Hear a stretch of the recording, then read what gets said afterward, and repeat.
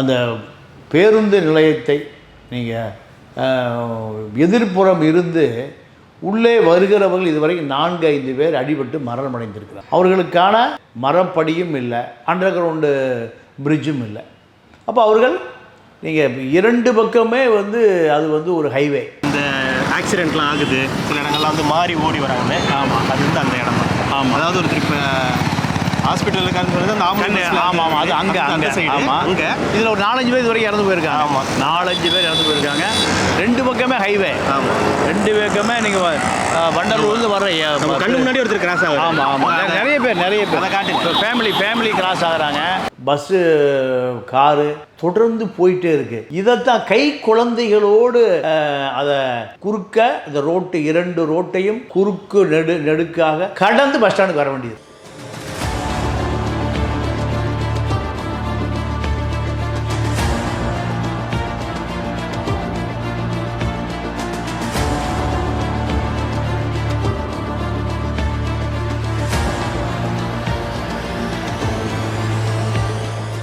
எந்த கட்சி ஆட்சியில் இருக்கோ அந்த கட்சியில் இருக்கக்கூடியவர்களுக்கு கொண்டு அமைச்சருக்கோ எம்எல்ஏக்கோ எம்பிக்கோ 20 லட்சம் 30 லட்சம் கொடுத்தா வாழ்நாள் முழுவதும் கடை வச்சுக்கலாம்.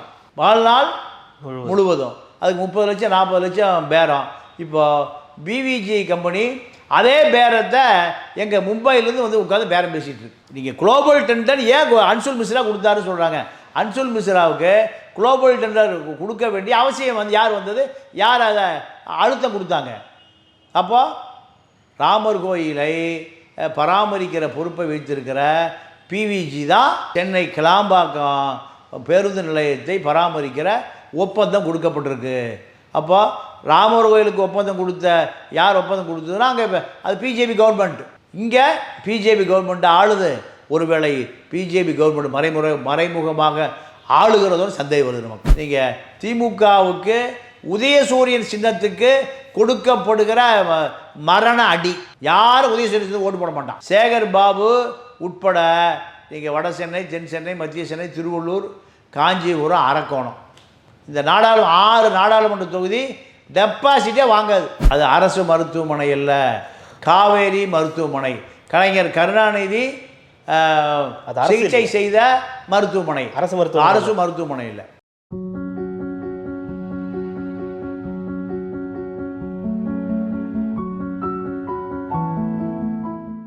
அப்போ அது நேருவுக்கு சொந்தமான மருத்துவமனை. நேருவுக்கு இல்லைன்னா காந்திக்கு சொந்தமான மருத்துவமனை. கல்வெட்டு இதில் தான் ஸ்டிக்கரில் வச்சுருக்காங்க.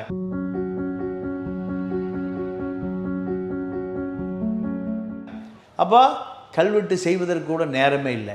பிவிஜி நிறுவனத்திற்கு நீங்கள் கார் ஸ்டாண்டு, பைக் ஸ்டாண்டு எல்லாமே பேரம் பேசி பிவிஜி நிறுவனத்திற்கு கட்டுப்பாட்டில் கொண்டு வரப்படுகிறது.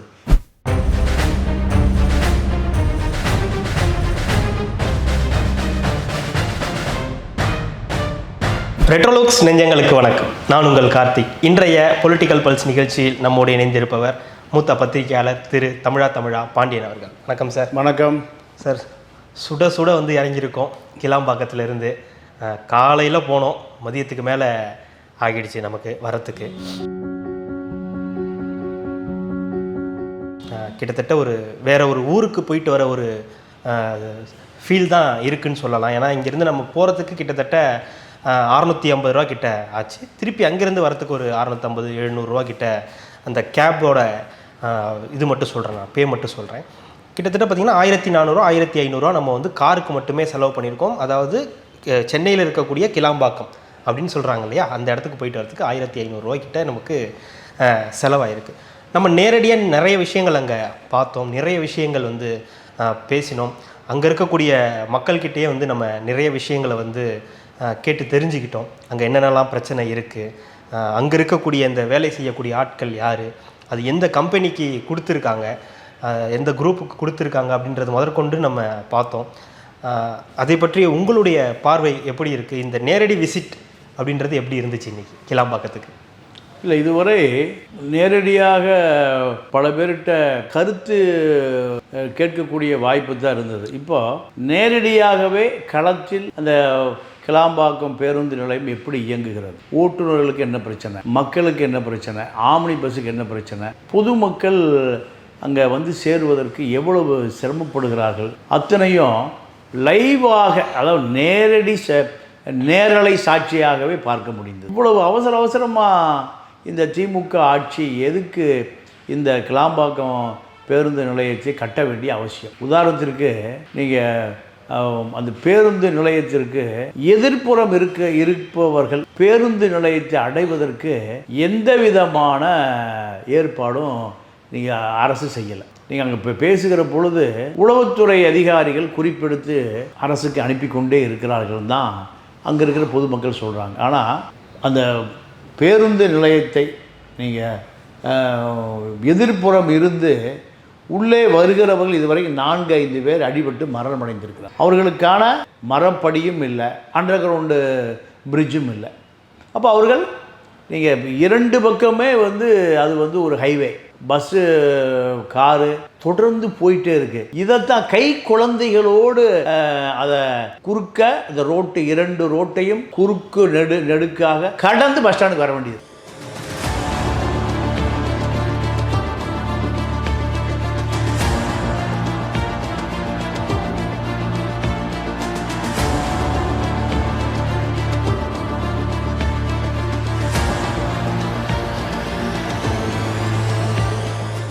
இல்லை அங்கேருந்து நம்ம பொதுமக்கள்கிட்டே கேட்டப்போ அவங்க சொன்னது என்னென்னா, ஒருத்தர் சொன்னார், அங்கே ஒரு போலீஸ் இருந்தால் கூட போதும், ரொம்பலாம் தேவையில்லை, அங்கே ஒரே ஒருத்தர் நின்று அந்த வண்டிகளை நிறுத்தி அவங்கள வந்து இப்போ இது பண்ணாலே போதுமா, அது கூட இப்போதைக்கு பண்ண மாட்டேங்கிறாங்க, அவங்களே தான் வந்து வராங்க. நம்ம கூட எடுத்தோம், ஒருத்தவங்க பச்சை குழந்தையை வந்து தூக்கிக்கிட்டு அந்த ரோட்டில் ரொம்ப பயந்து வரதை நம்ம பார்த்தோம் இல்லையா, நம்ம கூட அதை நேரடியாகவே பார்த்தோம்.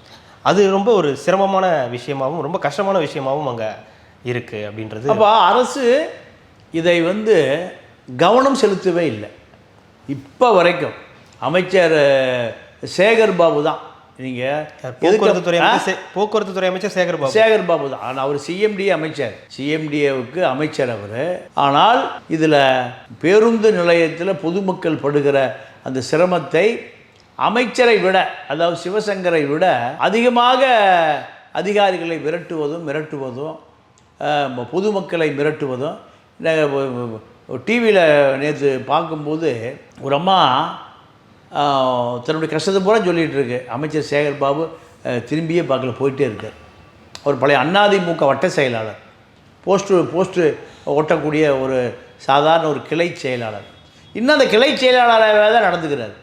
நீங்கள் இப்போ ஒரு 3 நாளைக்கு முன்னாடி என்ன சண்டை சச்சரவுனா, நீங்கள் அதில் ஒரு பெரிய கொடுமை என்னென்னு கேட்டிங்கன்னா, இப்போ கோயம்பேடு பஸ் ஸ்டாண்டில் இருக்கிற பொழுது வெளியூருக்கு போகணும்னா நீங்கள் அதிக அளவில் பேருந்துகள் இயக்கப்படும்.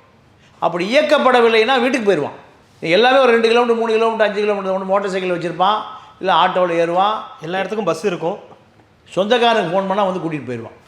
இப்போ ஏறக்குறைய ஒரு 2000-3000த்துக்கு மேற்பட்ட மக்கள் அந்த தை அமாவாசை நீங்கள் அவங்க புனித தலத்துக்கு போவாங்க, ஆன்மீக கடமை, கல்யாணம் நிறைய இருந்து.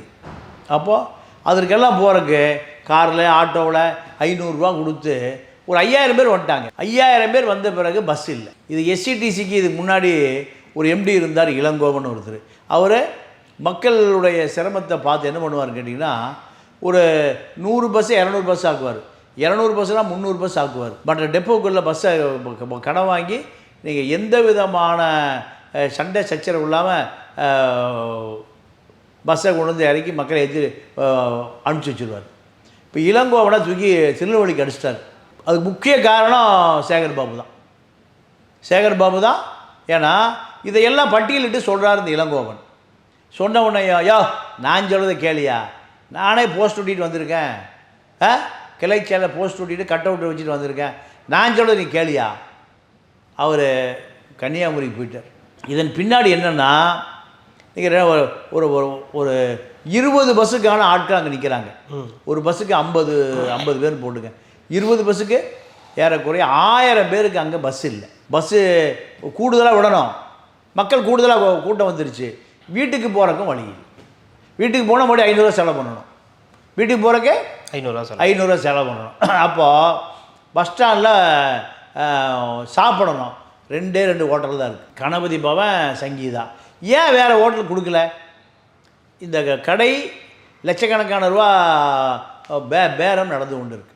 ஒரு கடைக்கு 20 லட்ச ரூபா 30 லட்ச ரூபா கேட்குறாங்களாம். அதாவது இந்த பிவிஜி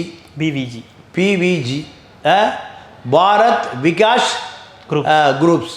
இது வந்து டோட்டல் கிளாம்பாக்கம் பஸ் ஸ்டாண்டில் ஒரு பெரிய குத்தகை பணத்தை பார்க்கலான்னு முடிவு பண்ணிட்டான். இங்கே 2 வீலுக்கு வந்து எர்ணாவூர் நாராயணன் தான் கோயம்பேடு எடுத்திருக்காரு.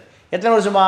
20 வருஷமாக வச்சுருக்காரு. காரு மோட்டார் சைக்கிள் ரெண்டுமே முன்னாள் எம்எல்ஏ சரத்குமார் கட்சியில் சட்டமன்ற உறுப்பினர் இருந்தவர் தான். எங்கேன்னா இது வள்ளியூர் எம்எல்ஏ, முன்னாள் எம்எல்ஏ.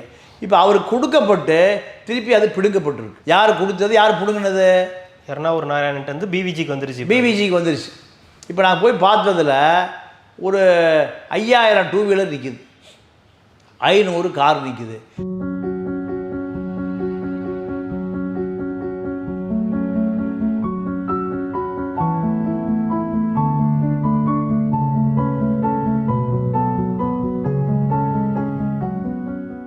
அப்போது ஏழை எதுக்காக எர்ணாவூர் நாராயணன் கொடுத்தீங்க? அவர் தான் கோயம்பேடு வச்சுருக்காரு. எத்தனை வருஷமாக? 20 வருஷமாக வச்சுருக்காரு கோயம்பேடில்.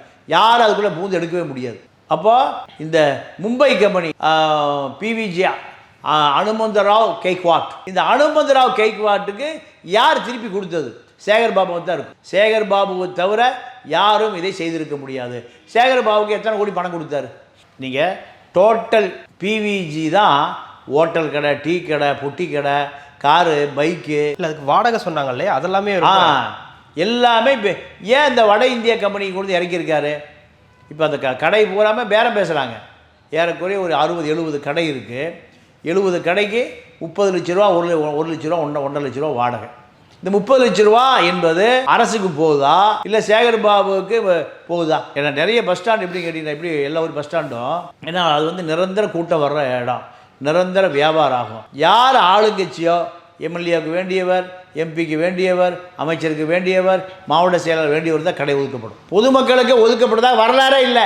நான் எல்லா ஊர் பஸ் ஸ்டாண்டையும் நான் பார்த்துருக்கேன். எந்த கட்சி ஆட்சியில் இருக்கோ அந்த கட்சியில் இருக்கக்கூடியவர்களுக்கு கொண்டு அமைச்சருக்கோ, எம்எல்ஏக்கோ, எம்பிக்கோ 20 லட்சம் 30 லட்சம் கொடுத்தா வாழ்நாள் முழுவதும் கடை வச்சுக்கலாம். வாழ்நாள் முழுவதும் அதுக்கு 30 லட்சம் 40 லட்சம் பேரம். இப்போ பிவிஜி கம்பெனி அதே பேரத்தை எங்கள் மும்பையிலேருந்து வந்து உட்காந்து பேரம் பேசிகிட்டு இருக்கு. நீங்கள் குளோபல் டெண்டர் ஏன் அன்சுல் மிஸ்ரா கொடுத்தாருன்னு சொல்கிறாங்க. அன்சுல் மிஸ்ராவுக்கு குளோபல் டெண்டர் கொடுக்க வேண்டிய அவசியம் வந்து யார் வந்தது? யார் அதை அழுத்தம் கொடுத்தாங்க? அப்போது ராமர் கோயிலை பராமரிக்கிற பொறுப்பை வைத்திருக்கிற பிவிஜி தான் சென்னை கிளாம்பாக்கம் பேருந்து நிலையத்தை பராமரிக்கிற ஒப்பந்தம் கொடுக்கப்பட்டிருக்கு. அப்போ ராமர் கோயிலுக்கு ஒப்பந்தம் கொடுத்த யார் ஒப்பந்தம் கொடுத்ததுன்னா அங்கே அது பிஜேபி கவர்மெண்ட். இங்கே பிஜேபி கவர்மெண்ட் ஆளுது. ஒருவேளை பிஜேபி கவர்மெண்ட் மறைமுகமாக ஆளுகிறதோடு சந்தேகம் வருது நமக்கு. ஏன் இங்கே தமிழ்நாட்டில் வேறு கம்பெனிகளே இல்லையா? தமிழ்நாட்டில் வேறு முதலாளிகளே இல்லையா? இல்லை அரசே அதை பராமரிக்க முடியாதா? இல்லை எர்ணாவூர் நாராயணன் பராமரிக்க முடியாதா? நீங்கள் கோயம்பேடியா இவ்வளோ நாள் வரைக்கும் பிவிஜியாக பராமரித்தான்? ஆம்னி பஸ் ஸ்டாண்டை பிவிஜியாக பராமரித்தான்? இங்கே இருக்கிற முதலாளிகள் தானே, தமிழ் முதலாளிகள் தானே பராமரித்தான். தமிழ் முதலாளிகளுக்கு கொடுக்காம பிவிஜியை மும்பையிலேருந்து இறக்குமதி செய்தது யார்? சேகர் பாபு. அப்போது சேகர் பாபுக்கு இதில் பல கோடி ரூபாய் லஞ்சமாக பெறப்பட்டிருக்கு. நேரடியாக குற்றம் சாட்டுறேன். இதில் சிவசங்கர் அவர்கள் பேர் வரவே மாட்டேங்குது சார். போக்குவரத்து துறைன்ற அமைச்சர் அவர் தான். ஆனால் அங்கே போய் நம்ம விசாரித்த வரைக்கும் அவருடைய பேரை யாரும் சொல்லவே இல்லை. சிவசங்கர்ன்ற பேரே அங்கே யாரும் தெரியல. எல்லாருமே சேகர் பாபு இவர் பேரை தான் சொல்கிறாங்க. ஆமாம், சேகர் பாபு தான் கோயம்பேடு பேருந்து நிலையத்திலிருந்து கிளாம்பாக்கத்துக்கு அவசரமாக வரக்கூடிய வேலையை முதலமைச்சர் குடும்பத்துக்கு ஆதரவாக செய்தவர். இன்னொரு செந்தில் பாலாஜி, இன்னொரு சிறைக்கு போகாமல் இருப்பதற்காக தான் நீங்கள் பிவிஜிக்கு இந்த ஒப்பந்தத்தை கொடுத்துருக்காரு. ஏன்? அது வந்து பிஜேபி பின்னணி உள்ள நிறுவனம். எது செய்தாலும் தான் ஐடியோ இடியோ என பாதிக்காது. ஏன்? அதுதான் பிவிஜி நிறுவனத்துக்கு ஒட்டுமொத்த குத்தையும் கொடுத்துருக்காரு. இதில் இன்னொரு விஷயம் என்னென்னா, பொதுமக்கள் வந்து ரோட்டில் இருந்து 1 கிலோமீட்டர், குறைஞ்சது 3/4 கிலோமீட்டராவது நடந்து வந்து தான் ஆம்னி பஸ்ஸுக்கோ இல்லை வெளியூர் பஸ்ஸுக்கோ நீங்கள் ஒரு மூட்டை முடிச்சு 2 குழந்தை ஊட்டி வயசானவங்க சுத்தமாக ஒரு 3/4 கிலோமீட்டர் ரோட்டில் இருந்து எங்கே வந்து சேரணும்? பஸ் ஏறுறதுக்கு.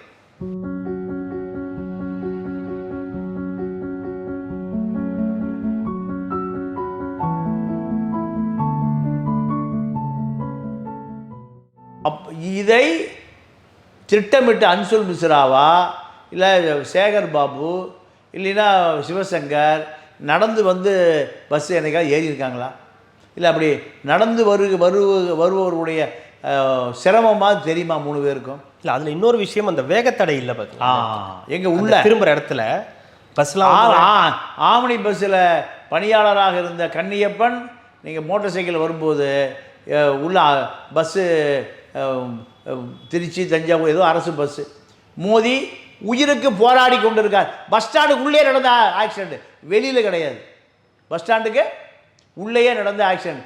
எந்த ஒரு செட்லேருந்து இன்னொரு செட்டுக்கு போகிறக்கு எல்லா பஸ்ஸுமே 40 கிலோமீட்டர் வேகம் 50 கிலோமீட்டர் வேகத்தில் போகுது.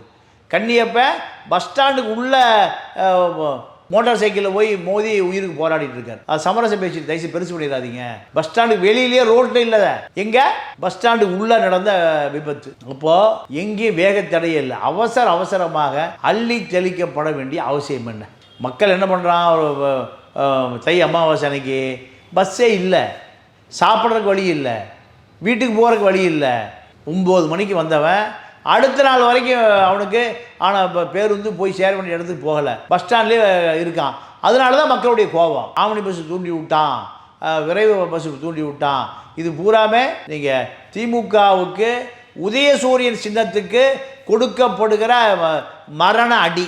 யாரும் உதயசூரியன் ஓட்டு போட மாட்டான். சேகர் பாபு உட்பட நீங்கள் வட சென்னை, தென் சென்னை, மத்திய சென்னை, திருவள்ளூர், காஞ்சிபுரம், அரக்கோணம், இந்த 6 நாடாளுமன்ற தொகுதி டெபாசிட்டே வாங்காது. ஏன்னா மக்கள் பூரா குடியிருக்கிற பகுதி இந்த 6 பகுதி தான். 6 பகுதியில் இருக்கிறவங்க தான் பேருந்து உபயோகப்படுத்துகிறான். இந்த மக்களுக்கு கிளாம்பாக்கம் பேருந்து நிலையம் வருவதும் போவதும் ஒரு பெரிய மரண அவஸ்தை. பாஜகவுக்கு எதிராக இருக்கக்கூடிய ஒரே கட்சி திமுக தானே, வேற யாருக்கு போடுறது ஓட்டு? இல்லை, அது இனி மக்கள் பாஜகவை விட கொடுமையான கட்சி திமுக நினைக்கிறான். பாஜகவை விட பாஜக ஆர்எஸ்எஸ் பின்னணியில் உள்ள கட்சி. திமுக ஆர்எஸ்எஸ் பின்னணியை விட ஆர்எஸ்எஸ்க்கு மறைமுகமாக ஆதரவு தெரிவிக்கக்கூடிய கட்சி. இது பிவிஜியில் தான் தெரிஞ்சு போச்சு. பிவிஜி நிறுவனத்துக்கு நீங்கள் இந்தியாவில் எங்கேயுமே இல்லை. எந்த பிஜேபிக்கு எதிரான ஆட்சி நடக்கிற எந்த மாநிலத்திலையும் இந்த நிறுவனத்துக்கு வாசல் கதவை திறந்தே வைக்கல. ஆனால் தமிழ்நாட்டில் இந்த வாசல் கதவு திறந்து வைக்கப்பட்டிருக்குன்னா இவர்களுக்கு பிஜேபியோடு நேரடியாகவும் மறைமுகமாக உறவு இருக்குது.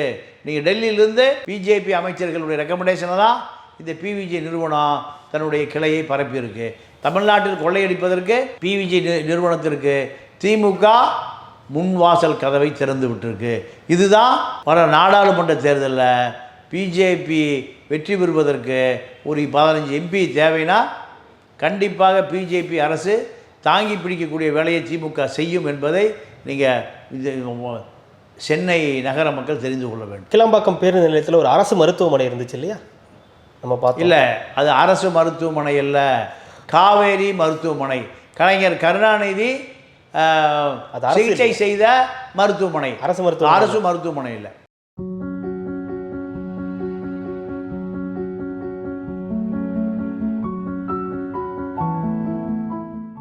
அப்போ அது நேருவுக்கு சொந்தமான மருத்துவமனை. நேருவுக்கு இல்லைன்னா காந்திக்கு சொந்தமான மருத்துவமனை. நேரு அரசு இது தானே சார்?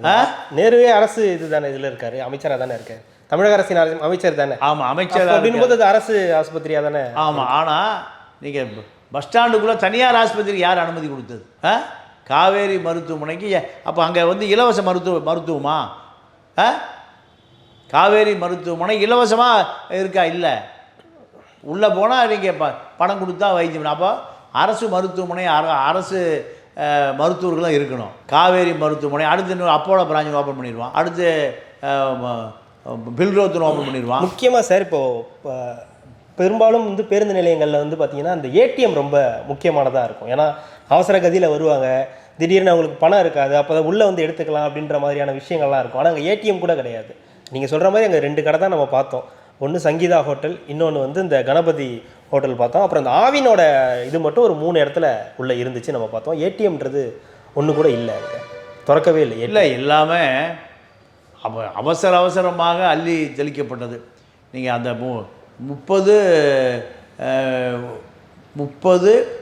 புது வருஷத்தில் அந்த பஸ் ஸ்டாண்ட் திறக்கணும். புது வருஷத்தில் அந்த பேனர் கூட கல்வெட்டு கிடையாது.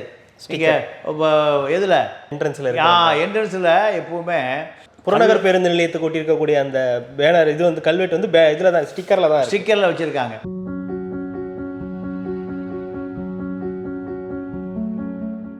அப்போ கல்வெட்டு செய்வதற்கு கூட நேரமே இல்லை. கல்வெட்டு செஞ்சாச்சு, அதில் வந்து பொறிக்கிறதுக்கு நேரம் இல்லை. அதுக்கு பதிலாக ஸ்டிக்கரை ஒட்டி வச்சுருக்காங்க. அப்போது மக்கள் பயன்பாட்டுக்கு வரணுன்றதுக்காக அவசரம். இதில் என்னென்னா, நீங்கள் மெட்ரோ ரயில் வந்துன்னு சொல்கிறாங்க. அதற்கான நிலம் இன்னைக்கு வரைக்கும் ஒதுக்கப்படவில்லை. அதற்கான நிதி இன்னைக்கு வரைக்கும் ஒதுக்கப்படவில்லை. நிதி ஒதுக்கி நிலம் ஒதுக்குனாலே 5 வருஷம் ஆயிடும். நிதியும் ஒதுக்கலை, நிலமும் ஒதுக்கலை. எப்போ வரும் மெட்ரோ? 5 வருஷம் ஆகும். அதே போல் வண்டலூர் டு ஊரப்பாக்கம் 1 கிலோமீட்டர் தான். வண்டலூர் டு ஊரப்பாக்கம் அப்போ 1 கிலோமீட்டருக்கு நடுவில் ரயிலே 1/2 கிலோமீட்டர் இருக்கும். எலக்ட்ரிக் ட்ரெயினை ஒரு 1/2 கிலோமீட்டர் வரும். ஆமாம். இதை நீங்கள் ஊரப்பாக்கத்துக்கும் வண்டலூருக்கு நடுவில் ஒரு ஸ்டேஷன் கிளாம்பாக்கம்னு அமைக்க போகிறாங்களா? இது சாத்தியமா? ஒன்று ஊரப்பாக்கத்துலேருந்து இங்கே வரணும், இல்லைன்னா வண்டலூர்லேருந்து வரணும். இதெல்லாமே எந்த விதமான திட்டமிடலும் இல்லை. இது இப்போ கோயம்பேட்டு இருக்க வரைக்கும் எந்த விதமான பிரச்சனையெல்லாம் போயிட்டு இருந்தது. ஆனால் இங்கே என்ன நடக்குதுன்னா, இப்போ முழுக்க இன்னொரு விஷயம் என்னென்னு கேட்டிங்கன்னா, இப்போவே பேட்ரி வண்டி ரிப்பேர் ஆகி கிடக்கு பார்த்தோம். ஆமாம், இப்போவே நீங்கள் வடக்கன்ஸ் பூரா படுத்து கிடக்குறான். இப்போவே எல்லாம் படுக்க ஆரம்பிச்சிட்டான். 1 வாரத்துலேயே 10 நாள்லேயே படுக்க ஆரம்பிச்சிட்டான். அதை விட இப்போ இன்றைக்கி என்ன விஷயம்னு கேட்டிங்கன்னா, பெங்களூர் ஆந்திராவுக்கு கோயம்பேடுலேருந்து நிறைய பஸ்ஸு போகுது, ஆஃபீஸ் இருக்குது. அவர்களுக்கு கிளாம்பாக்கத்தில் எந்த விதமான வசதியும் செஞ்சு கொடுக்கல. அப்போ அவர்கள் இப்போ என்ன பண்ணுறாங்க, நீங்கள் அவங்க செட்டுக்கு வந்து தான் ரெடி பண்ணணும். இதை நீதியரசர் மஞ்சுளா அவர்கள் நீங்கள் பழைய இடத்துலையே நீங்கள் செட்டை உபயோகப்படுத்திக்கிங்க, அங்கேயே நீங்கள் டீசல் அடிச்சுக்கங்க. இதற்காக தற்காலிகமாக கோயம்பேடு திறந்து விடப்பட்டிருக்கு. இதில் இன்னொரு விஷயம் என்னென்னா, எஸ்ஆர்எம் காலேஜ் அங்கே தான் இருக்குது. சுற்றி 20 காலேஜ். அதான் எஸ்எஸ்எம் இருக்குது, சியோன் இருக்குது, கிரசன்ட் இருக்குது. இப்படி ஏறக்குறைய ஒரு 7-8 பல்கலைக்கழகங்கள் இருக்குது. எல்லாமே குறைஞ்சது ஒரு 100 பஸ் வச்சுருக்கான். வரும்போது அந்த டாக்ஸிக்காரர் சொல்கிறாரு, குறைந்தது காலையிலையும் மாலையிலையும் இந்த இடத்தை நீங்கள் கடப்பதற்கு 3 மணி நேரம் ஆகுதுங்கிறார். எவ்வளவு? 3 மணி நேரம் ஆகுதுன்னா, அப்போது போக்குவரத்து இடையூறு இல்லாமல் இருப்பதற்காக தான் கோயம்பேட்டில் வந்து போக்குவரத்து இடையூறு இருக்குது. அதுக்காக தான் கிளாம்பாக்கத்தில் இப்போ டபுள் 3 மடங்கு போக்குவரத்து இடையூறு வந்துருச்சு. அப்போ எதுக்கு அப்போ கிளாம்பாக்கத்துலேருந்து அடுத்து எங்கே மாற்றுறது? அதில் இன்னொருத்தர் கூடுதல் தகவல் சொன்னார், வண்டலூர் பக்கத்தில் இருக்குது. வண்டலூர் 2000 கார் வந்துடுது. 2000 கார் வந்துடுது. இப்போ 2000 காரும் காலையில் வந்தான காரை உள்ளே விட்டுட்டு நீங்கள் எல்லாருமே இப்போ சாயங்காலம் தான் எடுப்பாங்க. சுற்றி பார்த்துட்டு வரதுக்கு 4 மணிக்கு மேலே ஆகிடும். அப்போது நீங்கள் பஸ்ஸு, ஸ்கூல் பஸ்ஸு, சாயங்காலம் சென்னையை விட்டு வெளியே போகிறவங்க, வண்டலூரில் இருக்கக்கூடிய ஷூ பார்த்துட்டு கிளம்பு போகிறவங்க, பஸ்ஸு சாயங்காலம் தான் எல்லா சென்னையில் இருக்கிற பஸ்ஸு பூரா வெளியூர் போகும். இத்தனையும் எங்கள் கிளாம்பாக்கத்தில் வந்து சந்திக்கும். 2 மணி நேரம் 3 மணி நேரம் கிளாம்பாக்கத்தை கடக்கவே முடியாமல் மக்கள் திண்டாடுறோம். அப்போ இதை விட கோயம்பேட்டில் இருந்து கிளாம்பாக்கத்துக்கு சென்னையில் கூடிய எல்லா பயணிகளும் கோயம்பேடு வந்து தான் கிளாம்பாக்கம் வர வேண்டியது. நேரடியாக கிளாம்பாக்கத்துக்கு பஸ் இல்லை. கிளாம்பாக்கத்துக்கு யார் வந்தாலும் முன்னாடி கோயம்பேடு வரணும். கோயம்பேட்டில் இருந்து தான் கிளாம்பாக்கத்துக்கு வரணும். நேரடி கிளாம்பாக்கத்துக்கு பேருந்துகளே கிடையாது. அப்போது கிளாம்பாக்கம் வருவதற்கு கோயம்பேடு வந்து எல்லாம் கூடிடுவான். அப்போ எப்படி டிராஃபிக் இல்லாமல் இருக்கும், எப்படி கூட்டம் இல்லாமல் இருக்கும்? 2 வீலர் இருக்கிறவங்க, காரு எல்லாமே கோயம்பேட்டில் விட்டுட்டு தான் உறவினருக்கு எல்லாருமே கோயம்பேட்டில் விட்டுட்டு தான் போயிடலாம். அவர்கள் கோயம்பேட்டிலேருந்து கிளாம்பாக்கம் வந்து கிளாம்பாக்கத்துலேருந்து கிளம்பி போகிறாங்க. அப்போது கிளாம்பாக்கம் என்பது ஒரு நிரந்தர தீர்வு அல்ல, இது ஒரு தற்காலிக தீர்வு தான். இல்லை, இன்னொரு விஷயம் சொன்னார் இல்லையா, அவங்க இந்த முடிச்சூரில் ஒரு ஆம்னி பஸ்ஸுக்கான விஷயம் வந்து பண்ண போகிறதா சொல்லியிருந்தார். அதுவுமே கூட அங்கே வந்து ஒரு கிட்டத்தட்ட எவ்வளோ அடி ஆழம் அது வந்து. ஆமாம், அது கிளாம்பாக்கம் வராமல் முடிச்சூருக்கு போனால் முடிச்சூரில் ஏறக்குறைய ஒரு 200 அடி பள்ளமா. அதுக்கு நீங்கள் இப்போ லாரியில் கொண்டு போய் மண்ணை போட்டு மண்ணை ரப்பிகிட்ருக்காங்க. இது எப்போ ரப்புறது, எப்போ பஸ் ஸ்டாண்டு ஆரம்பிக்கிறது? இப்போது எஸ்சிடிசியில் நீங்கள் அது வளர்பிறை, ஸ்பெஷல் நாள், திருமணம், இதுக்கு பஸ் டெப்போவிலே பஸ் இல்லையா? கிளாம்பாக்கம் பஸ் டெப்போவில் பஸ்ஸே இல்லை. இது அல்லாமல் நீங்கள் ரெகுலராக மாதவரம், தாம்பரம் இதில் டெம்பரவரியாக 20% பஸ்ஸை அங்கேருந்து அங்கே ஒன்று நிறுத்துகிறாங்க. அப்போது முடிச்சூர், சென்னையை சுற்றி தற்காலிக பஸ் ஸ்டாண்ட் நிறைய உருவான பிறகு கிளாம்பாக்கம் எதுக்குன்னு கேட்குறேன். கோயம்பேட்டிலேருந்து பஸ்ஸு, தாம்பரத்தில் பஸ்ஸு, மாதவரத்தில் பஸ்ஸு, முடிச்சூரில் பஸ்ஸு, பஸ் ஸ்டாண்டு. அப்போ கிளாம்பாக்கத்தில் இருப்பது எது என்னன்னு கேட்குறேன். இது திட்டமிடாமல் அவசரமாக யாருடைய நலனுக்காக இது உருவாக்கப்பட்டது? யாருடைய யாருக்கு இதில் பயன் கிடைக்கிறது? மக்கள் பயனே இல்லையே. மக்களை பொறுத்த வரைக்கும் இப்போ நீங்கள் ரொம்ப கிளாம்பாக்கம் வந்து சேருவதே அவனுக்கு ஒரு பெரிய ஒரு சிரமமான செயலாக இருக்குது. ரொம்ப பிரம்மாண்டமாக இருக்குது. எஸ்கலேட்டர் வச்சுருக்கீங்க. கோயம்பேட்டில் கூட கிடையாது, எஸ்கலேட்டர்லாம் கிடையாது. இந்த முனையத்திலேயே எஸ்கலேட்டர் வச்சுருக்கீங்க உள்ளார. அப்புறம் இதுக்கு போகிறதுக்கு, அந்த மாநகர பேருந்துகளுக்கு போகிறதுக்கு எஸ்கலேட்டர் வச்சுருக்கீங்க. ஆனாலும் பயன் வந்து மக்களுக்கானதாக இல்லை. ஏன்னா எல்லாருக்கும் ஒரு தூரம் இருக்குது. டிவைடர் இல்லாமல் இது வரைக்கும் ஏறக்குறைய ஒரு 10 பேருக்கு மேலே மரணம் அடைஞ்சிருக்காங்க. இதற்கு ஆல்டர்னேட் ஏதாவது சிந்திச்சிருக்காங்கன்னா ஒன்றுமே இல்லை. அப்போது உளவுத்துறை அதிகாரிகள் டெய்லி ரிப்போர்ட் கொடுத்துட்டே இருக்கான். இந்த உளவுத்துறை முதலமைச்சர் அலுவலகத்துக்கு போகுதா, இல்லை சேகர்பாபு வாங்கி கிழிச்சு போட்டாரா? இப்படி ஒரு கேள்வி இருக்குது. அதை விட நீங்கள் எல்லா வண்டியும் டீசல் நிரப்பணும்னா எங்கே போகணும்? கோயம்பேடு தான் போகணும். ஆவணி பஸ்ஸும் டீசல் கோயம்பேடு போகணும். ஆவணி பஸ் என்னென்னு கேட்டிங்கன்னா, ஒரு 10 பஸ்ஸு வச்சுருக்கிறவங்க ஒரு நாளைக்கு குறைஞ்சது ஒரு 10,000 ரூபாய்க்கு டீசல் அடிப்பான். ஒரு நாளைக்கு 1 லட்ச ரூபாய்க்கு அடிப்பான். வருஷம் பூரா 3.5 கோடி ரூபாய்க்கு டீசல் அடிப்பான். அங்கே ஒரு 50 லட்ச ரூபா ஒரு பாக்கி வச்சுருப்பான். 50 லட்சம் 1 கோடி பாக்கி வச்சுருப்பான். இப்போ அவன் வேறு பங்கை கிளாம்பாக்கத்தில் போய் பிடிக்க முடியுமா? 400 பஸ்ஸுக்கான டீசல் பங்கு பூராமல் கோயம்பேடை சுற்றி தான் இருக்கும். அவன் பஸ்ஸை கிளாம்பாக்கத்தை நிறுத்திட்டு டீசல் அடிக்கிறதுக்கு கோயம்பேடு வருவானா? 400 பஸ்ஸு வந்தாங்க. இல்லைன்னா 400 பஸ்ஸுக்கு நீங்கள் திருவிழா காலங்களில் 1000 பஸ், மற்ற நாள் காலத்தில் 2000 பஸ்ஸு. 2000 பஸ்ஸு கோயம்பேடுக்கு போச்சுன்னா அரசு பஸ்ஸும் கோயம்பேடு தான் போகணும். ஒன்று பல்லவன் டெப்போவுக்கு போகணும், இல்லை அண்ணா நகர் போகணும், இல்லை கோயம்பேடு போகணும். பழுது நீக்கிறதுக்கு அங்கே தான் போகணும், ஃபியூல் டீசல் அடிக்கிறதுக்கு அங்கே தான் போகணும். அப்போது இத்தனை பஸ்ஸு சிட்டிக்குள்ளே போச்சுன்னா, சிட்டிக்குள்ளே டிராஃபிக் வருதுன்னு தான் நீங்கள் இப்போ கிளாம்பாக்கத்துக்கு மாற்றுறீங்க. இப்போ இத்தனை பஸ்ஸும் டீசல் அடிக்கிறதுக்கு மெக்கானிக் செட் எங்கே போகுது? கோயம்பேடு தான் போகுது.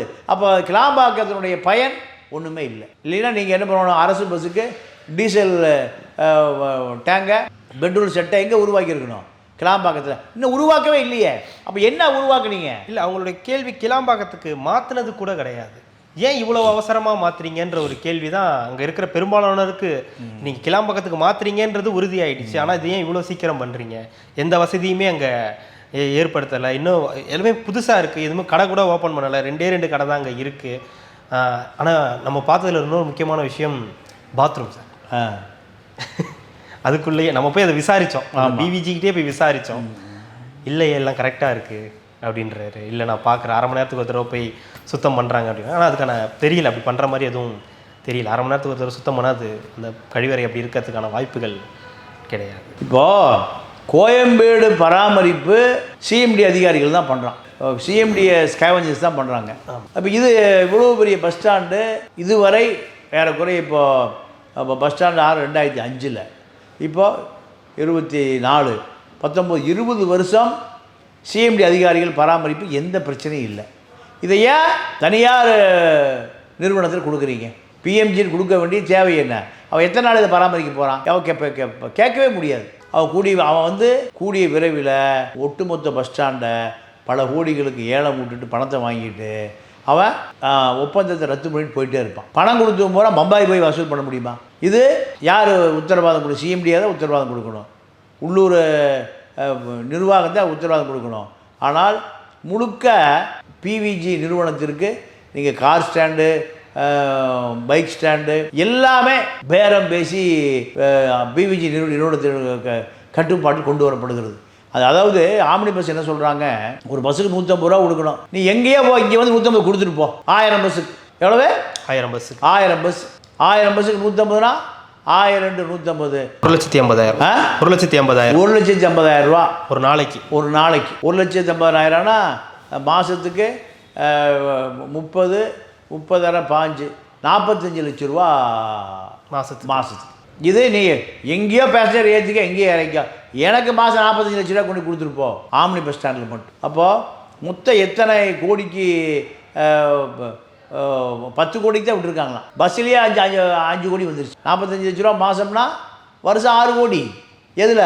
பஸ்ஸுலேயே 6 கோடி. 10 கோடி ஏலம் விட்டு பஸ்ஸுலேயே 6 கோடி வந்துருச்சு. இதெல்லாமே நீங்கள் அரசு பஸ்ஸு. அதே போல் 70 கடை இருக்குது. 70 கடைக்கும் குறைந்தது 1 லட்ச ரூபா, 1.5 லட்ச ரூபா குறைந்தபட்சம் வாடகைங்கிறாங்க. 70 கடைக்கும் 1 கோடி ரூபா மாதம் 1 கோடி ரூபா, வருஷம் 12 கோடி. அப்போ கணக்கு பார்த்தா இத்தனை கோடி யாருடைய பைக்கு போகுது?